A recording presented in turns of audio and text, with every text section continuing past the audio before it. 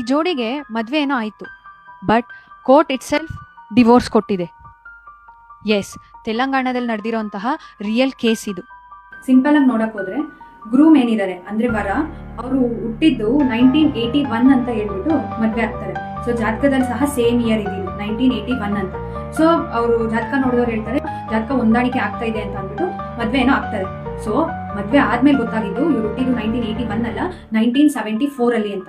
So ನಾವು ಅವರು ಜಾತಕ ನೋಡಿದ್ದು 1981 ಅಂತ ಅಂದ್ಬಿಟ್ಟು. ಸೊ ಆ ಇಯರ್ಗೆ ಜಾತಕ ಹೊಂದಾಣಿಕೆ ಆಯ್ತು, ಈ ಇಯರ್ಗೆ ಹೊಂದಾಣಿಕೆ ಆಗಲ್ಲ ಅಂತ ಅಂದ್ಬಿಟ್ಟು ಈ ಕೇಸ್ ಇದ್ದಿದ್ದು. ಬಟ್ ಸಮ್ಹೌ ಇದು ತೆಲಂಗಾಣ ಹೈಕೋರ್ಟಿಗೆ ಮುಟ್ಟಿತ್ತು. ಸೊ ತೆಲಂಗಾಣ ಹೈಕೋರ್ಟ್ ಹೇಳುತ್ತೆ ಫಾಲ್ಸ್ ಇನ್ಫಾರ್ಮೇಶನ್ ಮೇಲೆ ಈ ಮ್ಯಾರೇಜ್ ಆಗಿರೋದು, ಸರಿಯಾದ ಕನ್ಸೆಂಟ್ ಸಹ ಇಲ್ಲ.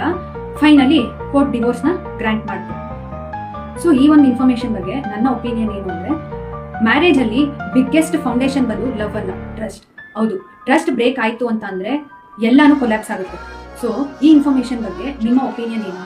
ಅಟ್ ದಿ ಸೇಮ್ ಟೈಮ್ ಈ ವಿಡಿಯೋನ ಮದುವೆ ವಯಸ್ಸು ಮೀರಿದ್ರು ಇನ್ನೂ ಮದುವೆನೇ ಆಗದಿರುವಂತಹ ನಿಮ್ಮ ಫ್ರೆಂಡ್, ಬ್ರದರ್, ಸಿಸ್ಟರ್ ಯಾರೇ ಇದ್ರು ಅವ್ರಿಗೆ ಶೇರ್ ಮಾಡ್ಬಿಟ್ಟು ಕೇಳಿ ನಿಮ್ಮ ಮದುವೆ ಯಾವಾಗ ಅಂತ. For more information followers.